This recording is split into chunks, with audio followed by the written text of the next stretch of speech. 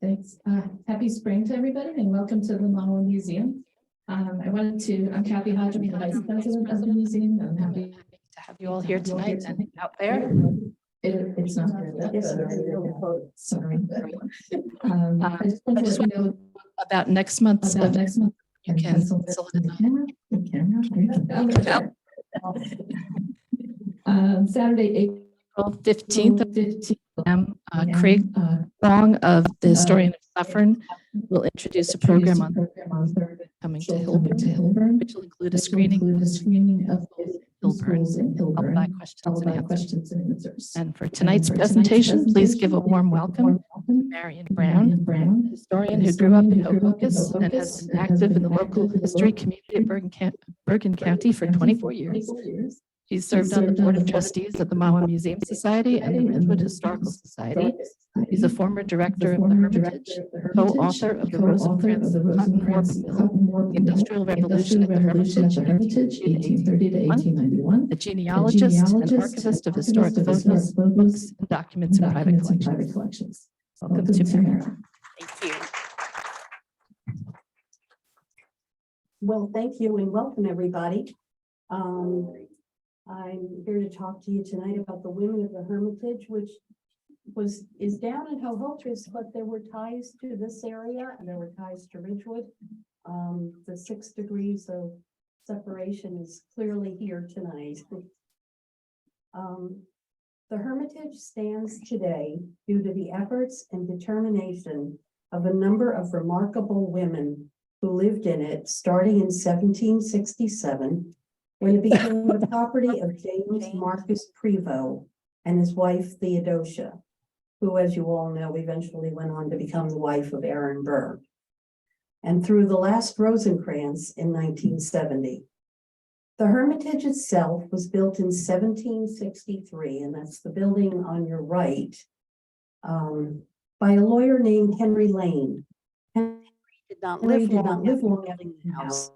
By 1767, his widow sells it and over 200 acres of land to James Marcus Prevost, a captain in the British Army.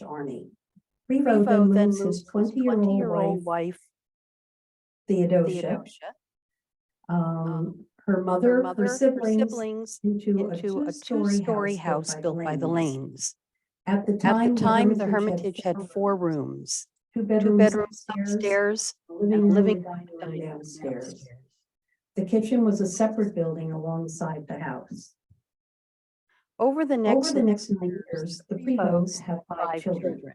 And as their family grew, Theodosia and James Marcus built a second home on the property, which was a little bit bigger than the Hermitage. When the Declaration of Independence was signed in 1776, Prevost was called back to active duty, leaving 29-year-old Theodosia, a small, energetic woman, to manage everything. The two houses, the farm, and all the surrounding property. It was also about this time that Theodosia met Aaron Burr, a colonel in the Patriot Army. He was 20 years old and completely captivated by Theodosia, and soon became a frequent visitor to the Hermitage during the war years. Theodosia had cause for concern about her safety and that of her family living in one of the most dangerous areas of the Revolutionary War. Patriot militias and the Continental Army had almost full control of northern Bergen County and New Jersey to the west. Many of her relatives were loyalists. Her husband was a British officer, as was her brother-in-law, who was actually a high-ranking officer in the British Army. Her biggest fear was that her property and home would be confiscated by the local authorities. In July of 1778, following the Battle of Monmouth, General George Washington and his troops were traveling through Paramus. He was scheduled to use the home of Lydia Watkins, Theodosia's aunt, as his headquarters. And shortly after arriving at Mrs. Watkins' home, he received the following letter. Mrs. Prevost presents her best respects to His Excellency General Washington and requests the honor of his company as she flatters herself the accommodations will be more commodious than those to be procured in the neighborhood. Mrs. Prevost will be particularly happy to make her house agreeable to His Excellency and family. So General Washington took her up on her offer, and for 4 days and 4 nights, he and his staff used the Hermitage as their headquarters. Most of Washington's staff were young men in their 20s, and one of them, 25-year-old James McHenry, wrote in his diary about their stay at the Hermitage. At Mrs. Prevost's, we found some fair refugees from New York who were on a visit to the lady of the Hermitage. With them, we walked and talked and laughed and danced and gallanted away the leisure hours of 4 days and 4 nights until General Washington gave orders for their departure. In 2011, this letter from Mrs. Prevost to General Washington was purchased by the Friends of the Hermitage, and it's on exhibit in the dining room today. Theodosia did save the Hermitage from being confiscated, and Aaron Burr became a frequent visitor. She was still married, and their affection did not go unnoticed by the neighbors. In May of 1781, Theodosia wrote to Burr, "Our being the subject of much inquiry and conjecture is no more than we ought to expect. My attention to you was ever pointed enough to attract the observation of those who visited the house. Your esteem more than compensated for the worst they could say." Word reached them in the fall of 1781 that James Marcus Prevost had died, and Theodosia and Aaron were married in the parlor of the Hermitage on July 6, 1782, and would remain married for 12 years. However, soon after their marriage, the Burrs moved to Albany. Following the departure of the Burrs, the Hermitage would change hands a few times until its purchase in August of 1807 by Dr. Elijah Rosencrantz. And I'm sorry we only have older pictures of them for obvious reasons. When they were young men, there was no portraits or photos available. But the Rosencrantz family lived in the Hermitage from 1807 to 1970. Over these 163 years, 8 women would marry into this family, and 2 would be born into it. It is through their diaries, books, scrapbooks, and letters that we see into the lives of the Rosencrantz women. The first woman to marry into the family was Cornelia Suffern. Cornelia was the daughter of a New York judge named John Suffern. And in 1775, Suffern purchased a large piece of property from a Robert Morris, who had purchased it from James Marcus Prevost and his wife Theodosia. Suffern named this new area New Antrim, and today it is Suffern, New York. Cornelia married 41-year-old Elijah Rosencrantz on June 14, 1807. At the time of her marriage, she was 33 years old. 3 months later, they purchased the Hermitage. There is little information about Elijah's wife, Cornelia, other than that she had 3 sons to look after, Elijah Jr., John, and George, and a household to manage. We don't have any letters written by her and only a handful written to her from her sons, all complaining about how she doesn't write to them.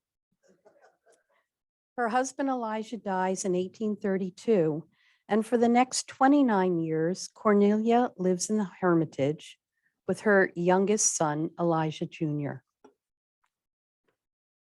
Their main source of income is from the cotton mill her husband had built on the property around 1830. By 1845, Elijah Jr. uses most of his capital to enlarge and modernize the old homestead, which by this time was 80 years old. Elijah and his mother move into the carriage house. Their home was transformed into the teen room Gothic revival thing we see today. The new heating wiped in from the Ho-Ho-Kus brook and central heating from a coal stove in the basement. In 1850, at the age of 76, Cornelia began to have heart problems. Her sons decide she needs help around the house to take over the churning and baking, which she still insists on doing. And they decide to send one of John's servants from Philadelphia to help her. After discussing this with her, Elijah writes his brothers that Ma has a great aversion to city servants. They are used to extravagances in living and cannot understand our system of economy and plain living. After much discussion, Elijah tells his brothers that it is much easier to give in to Ma than it is to argue with her. Cornelia dies in 1859 at the age of 85.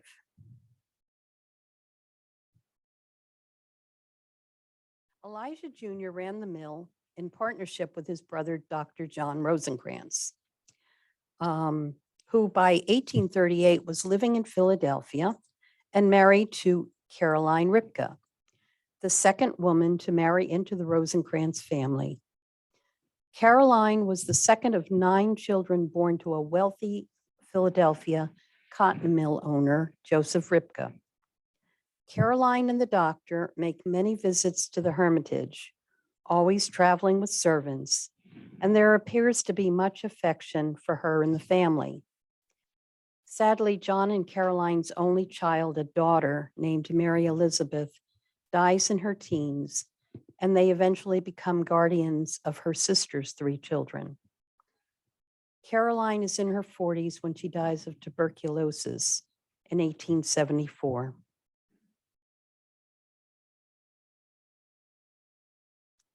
Whether or not Elijah enlarged the house with the hope of finding himself a bride is merely speculation. But in October of 1850, he proposes marriage to Cornelia Livingston Dayton. Killy, as she was known, came from a very wealthy family.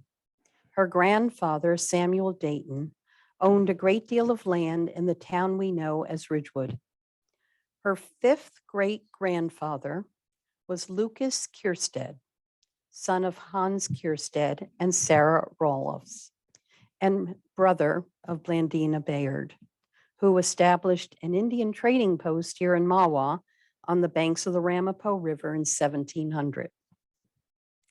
Killy was a very beautiful young girl from New York City. During their engagement, she teases Elijah about old beaus and not wanting to obey him after the marriage. In another letter, she writes, "I perfectly agree with you that a lady should attend to her own room, keeping it neat and dusting it. That is, if they are strong enough to do so."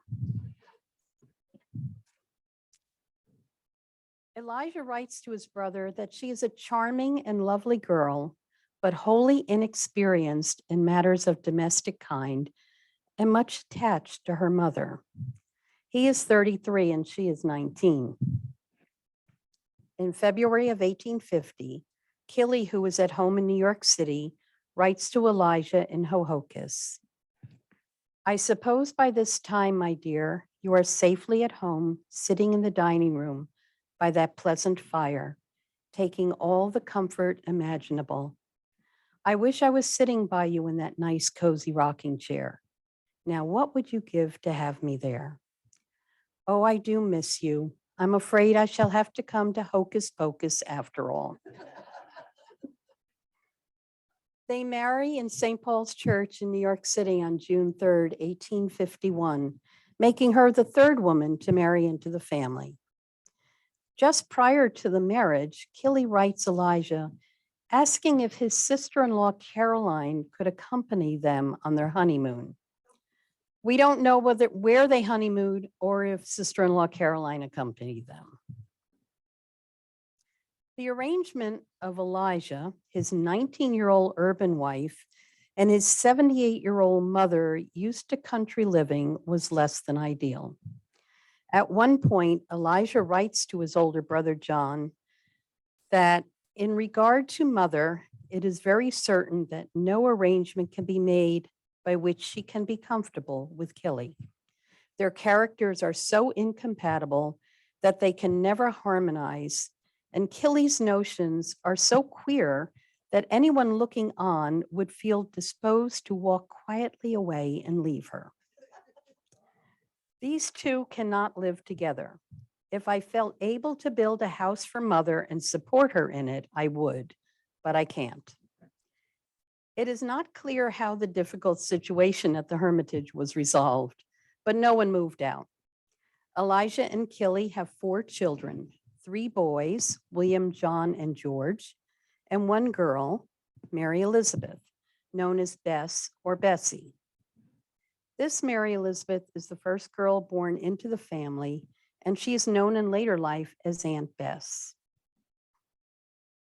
In 1860, a year after her grandmother Cornelia Suffern's death, Elijah's brother George writes a very touching letter to his niece Bessie. It says, "My dear niece, when you read this note, I presume you will be 18 years old, as I have directed that this parcel in which you will find it shall be given to you when you shall have attained your 18th birthday. The principal object in the parcel is a quilt. The quilt is a specimen of the handiwork of your paternal grandmother in her girlhood, also her wedding dress. Sometime previous to her decease, after she had retired from active duties of life, one day when talking with her of bygone times, she suddenly placed her hand on my shoulder and asked me what I had done with the parcel. You have no daughter and may never have one, so I would like these things to go to little Bessie." I promised to remember what she said.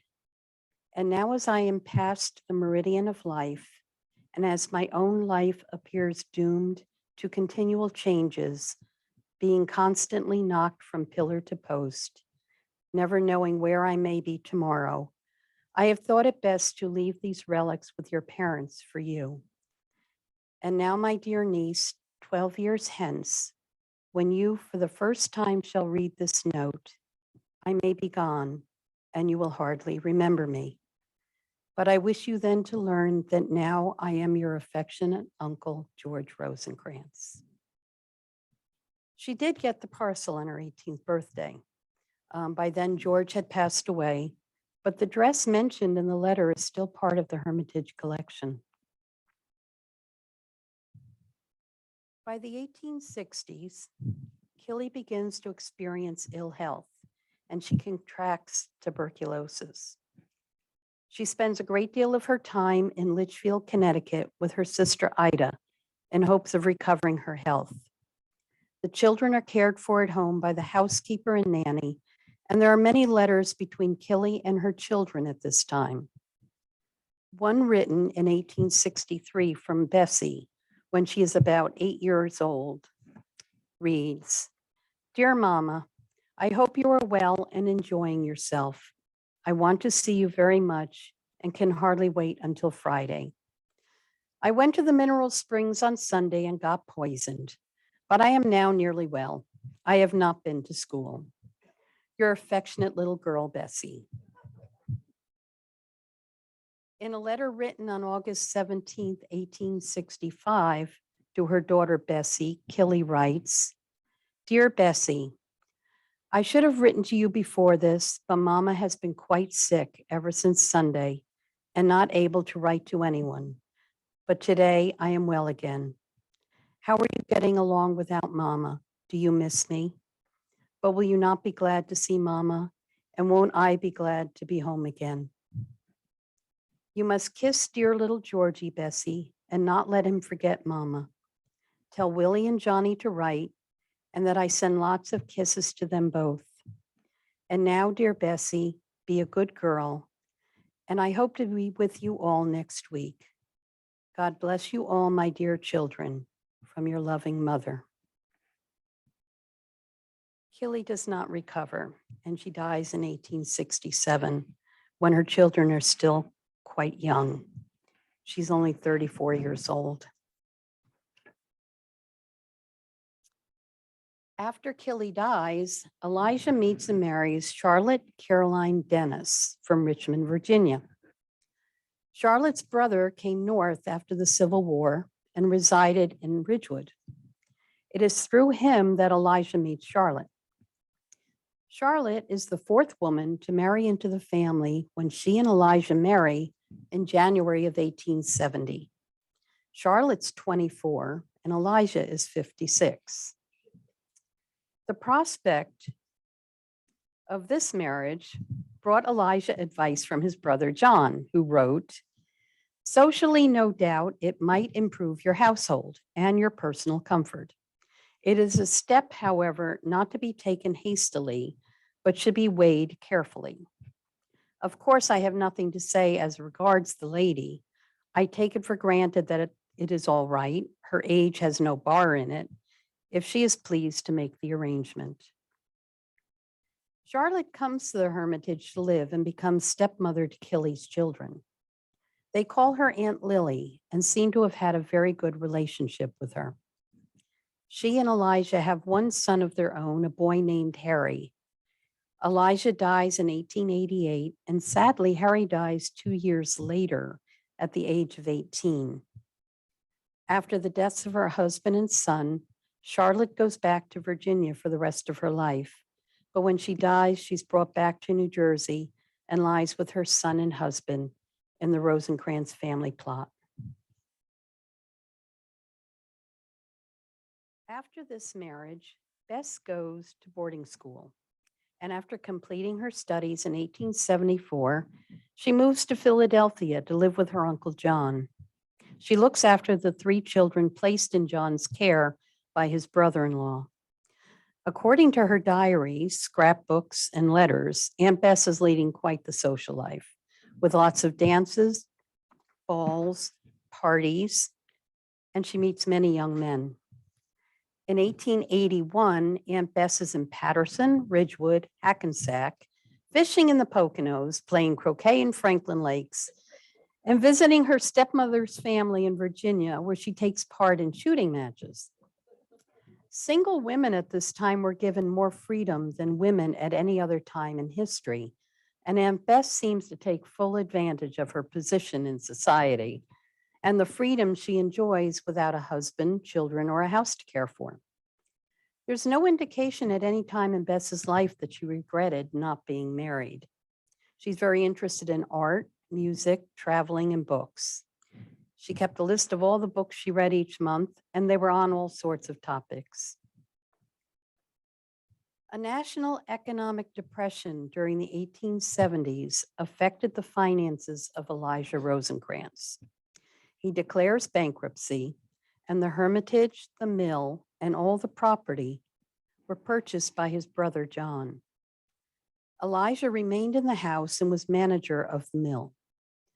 When John Rosencrantz dies in 1883, he leaves his estate to Elijah's 5 children. The house was deeded 3/4 to Bess and 1/4 to her brother John. Bess purchased her brother John's share that same year.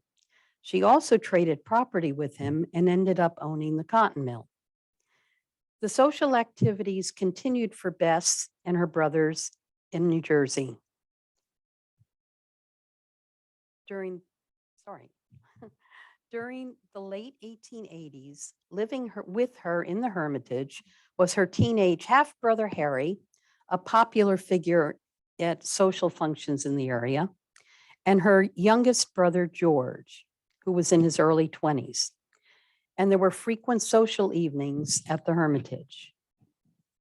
At one point, Bess instructs her younger brother to tone down his plans for the next party. "You must give up your idea of a big drink. We will just have one of our regular evenings. We have never indulged in much drinking, and it is better not to begin it. We will have an eggnog.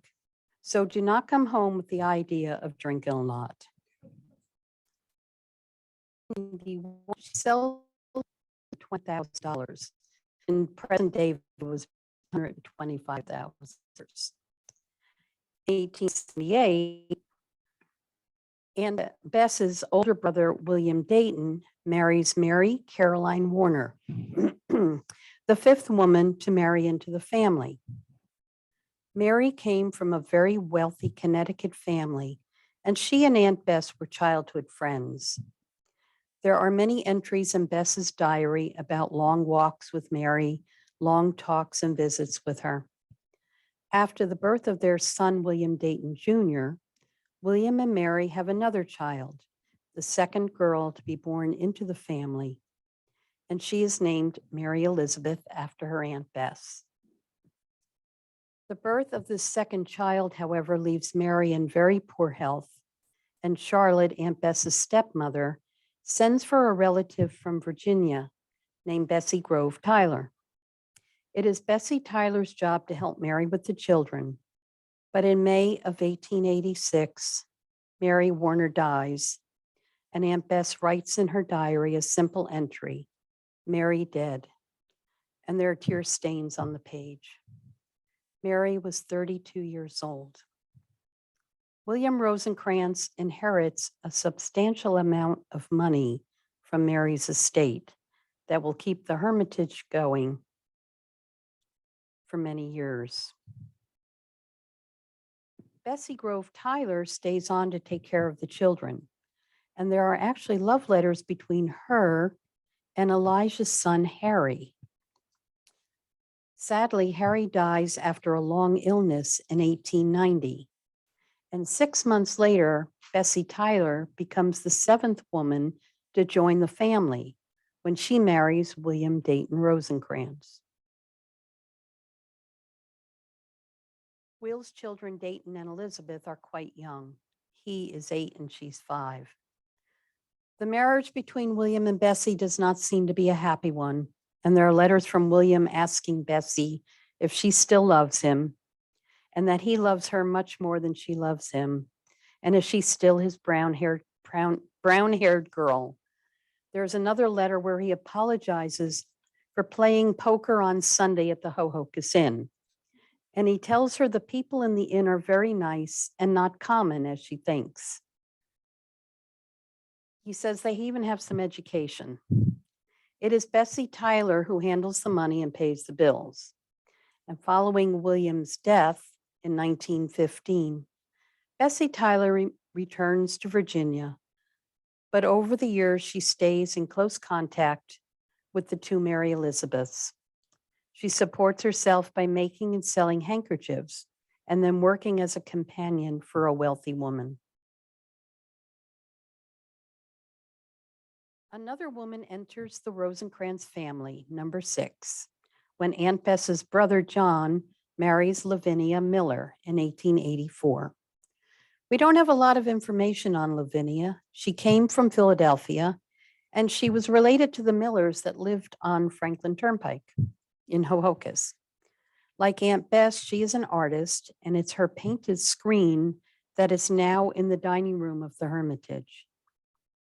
She and John build a beautiful home next to the Hermitage where they will live for 25 years until his death in 1914. She sold the house at that point, and she and her servant, Katie Zahner, moved to Philadelphia. Aunt Bess's youngest brother, George, marries a woman named Catherine Levick in 1893. She is the 8th woman to enter into the family, and they have a very loving marriage with many romantic letters between them.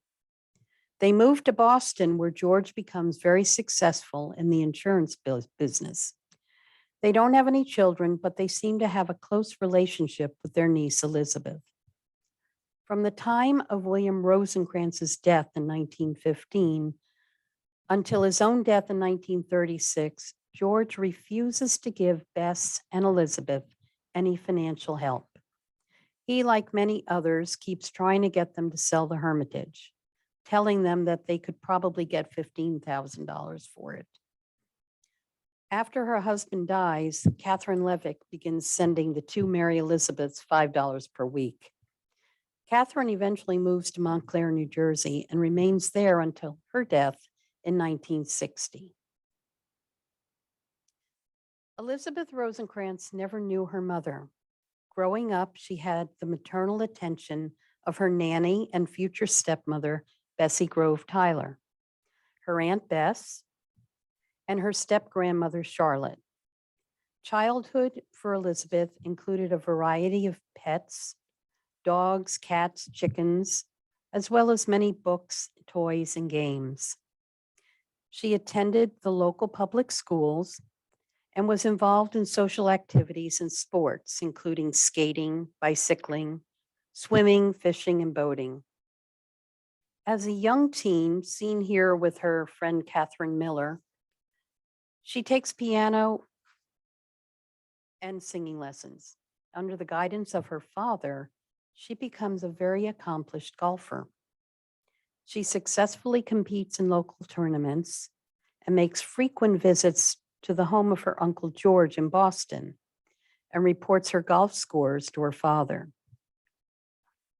She is 19 and writes in her diary, "There are no young men on the train." Unlike her Aunt Bess, Elizabeth seems very interested in meeting a young man and getting married.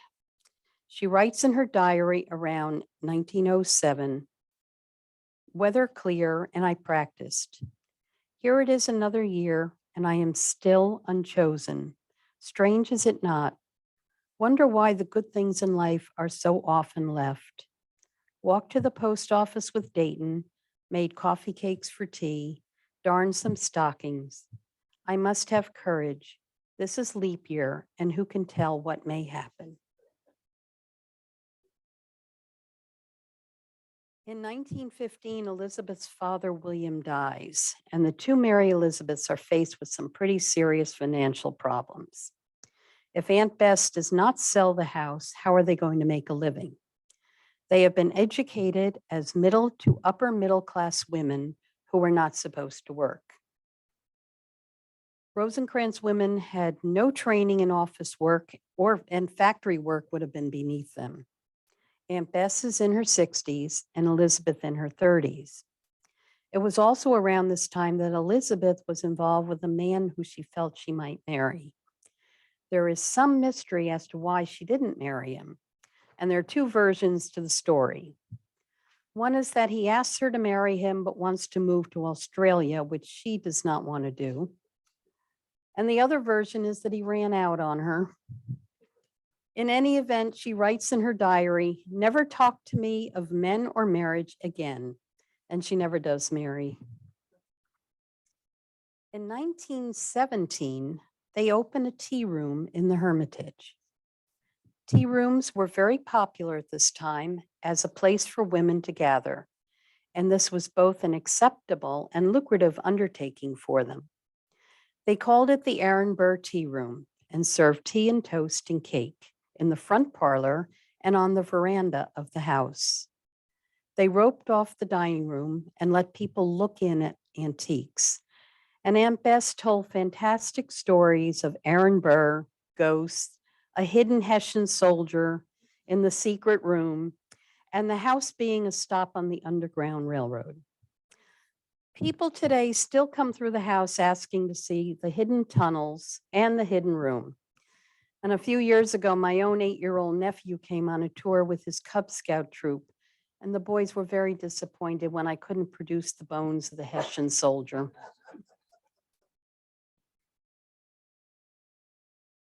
The tea room was very successful, and the ladies kept a detailed log of what was served and how much money they spent. Bessie Tyler, who was on the right with the broom, would come up every summer to help with the tea room. They said since she was the neat one, she could serve and clean up. The women did this from 1917 until 1930, when the Depression forced them to close the tea room. After the tea room closes, the women again have no source of income. They try to sell antiques, books, whatever they can, but they still refuse to sell the house. They are now accepting flour and oatmeal from the Red Cross and coal from railroad workers, but still refuse to sell the Hermitage. By 1942, Aunt Bess's health is failing. 72-year-old Bessie Tyler offers to come up to help her stepdaughter, but she writes, "I realize if I come, it means an extra room to heat." The following winter, Aunt Bess dies, and Bessie did come up from Virginia and stayed for 6 weeks to help Elizabeth. Aunt Bess died in January of 1943, and in May of that year, Lavinia Rosencrantz died. Katie Zahner, who had been Lavinia's companion and servant, writes to Elizabeth Rosencrantz and says she has no money and no place to live now that Lavinia has died. So Elizabeth invited her to the Hermitage, and these two women lived together for the rest of their lives. Elizabeth and Katie Zahner live in the house and heat only the back parlor with a small stove. They trade objects from the house for meat from the butcher in town and keep a garden on the property. They also keep 2 guinea hens in the house as watch guards. And there are stories of Elizabeth coming to the door with a rifle in her arms. No one knows if it was loaded. Both women were afraid as the grounds were very overgrown and small boys would run up and knock on the window and run away. It became known as the haunted house. Only one room had electricity. The women would use candles or kerosene at night that added to the spookiness of the house. On March the 10th, 1970, Mary Elizabeth Rosencrantz died, leaving the house, its contents, and the remaining 4.5 acres of property to the state of New Jersey. Katie Zahner, her companion of 27 years, died 5 days later. While this could be seen as a tragic story, it could also be seen as a story of courage and perseverance.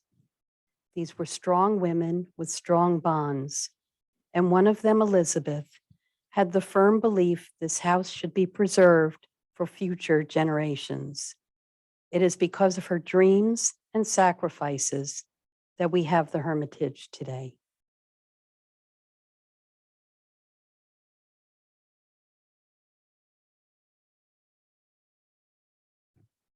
Thank you.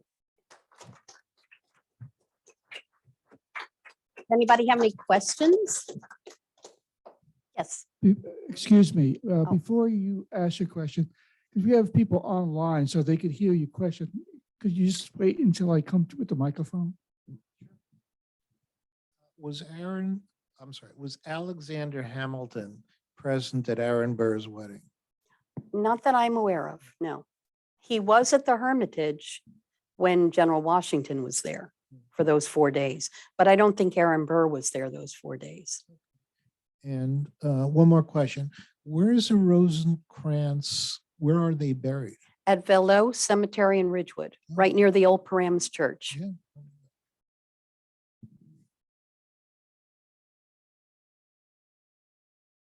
Any other questions? For our audience online, if you have any questions, if you could type them in the Q&A, I'll be monitoring that.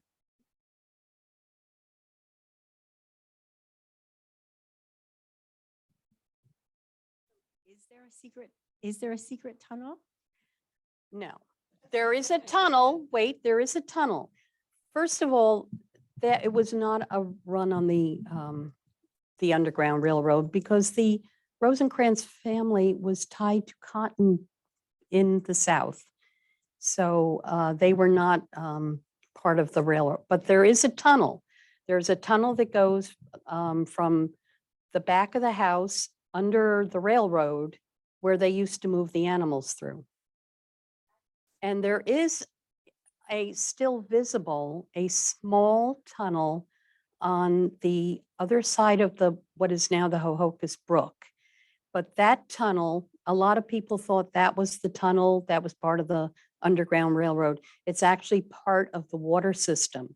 The Ho-Ho-Kus Brook was huge back in 1847, and it used to pump the water through a hydraulic ram up the tunnel to the house. The house had running water in 1847. Yes.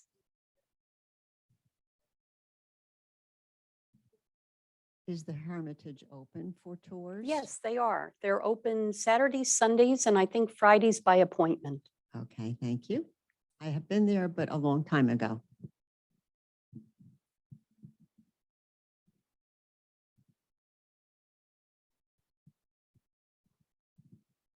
I understand that at one time there was a working cotton mill and a staff of people that worked in that mill, bringing cotton up from the South. At some point in time, didn't that business or enterprise provide income to the family? Oh, absolutely. The Rosencrantz ran a cotton warp mill. So they got the cotton actually from Dr. John Rosencrantz down in the South. And they spun it into warp, which is that tiny thread in a fabric. And that kept them alive for a long time. I don't know how good a businessman Elijah Jr. was. He did go bankrupt. His brother bailed him out. It seemed like he was always having financial troubles, but the mill ran for many, many years and supported the family. Is it haunted, Marion? Well, the state of New Jersey would probably want me to say no, but so many of us that work there have had experiences, so I would have to say probably.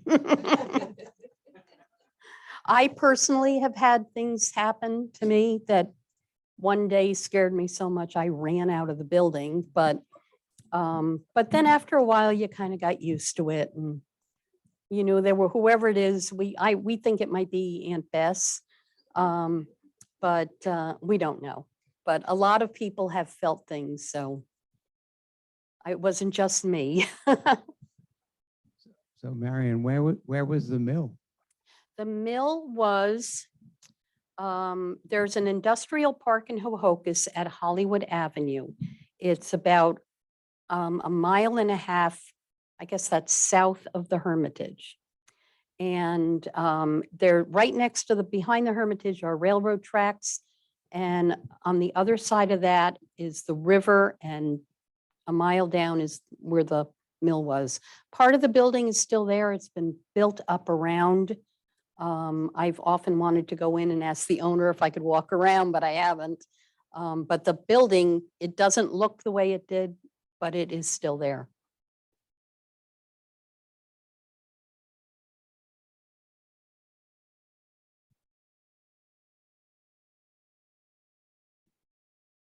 I understand that at some point, it might have been during the period of the cotton mill operation or whatever, but that a lot of Irish immigrants came into the country and were employed there. Is that not? No, that's actually not correct. All the employees were local people, local young women mostly, all from the local area. They had one Irish maid working for them. One of Killy's maids was an Irish woman, but all their workers were local people from Wyckoff and Ho-Ho-Kus and Ridgewood.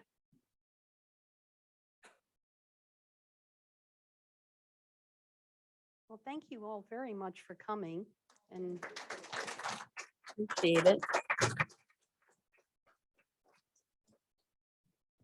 No questions from the, Okay. one comment about thanking you very much. It was a very informative session. Oh, thank you very much.